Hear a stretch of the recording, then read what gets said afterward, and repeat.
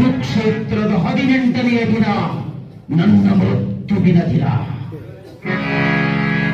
ಕಾಲಗರ್ಭದಲ್ಲಿ ಹೊಕ್ಕು ನೋಡಬಲ್ಲ ಸಂಜಯ ದೇವನು ಇದರ ಬಗ್ಗೆ ಸಹಜವಾಗಿಯೇ ಸಾರಿದನು ನನ್ನ ತಂದೆ ಧೃತರಾಷ್ಟ್ರನ ಮುಂದೆ. ಇದುವರೆಗೂ ಸಂಜಯ ದೇವನು ಹೇಳಿದ ಮಾತುಗಳೆಲ್ಲವೂ ಸತ್ಯವಾಗಿ ಪರಿಮಳಿಸಿವೆ.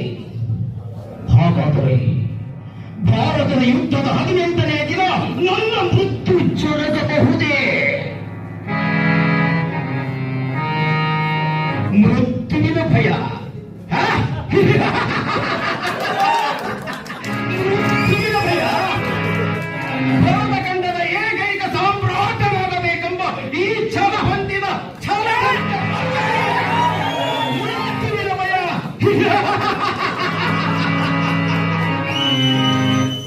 ಅದರಲ್ಲೂ ನನ್ನ ಮಾವ ಶಕುನಿ ಪ್ರತಿ ಹೆಜ್ಜೆ ಹೆಜ್ಜೆಗೂ ನನ್ನನ್ನು ಕೈ ಹಿಡಿದು ನಡೆಸುತ್ತಿರುವಾಗ ನನಗೆ ಇದರ ಭಯ.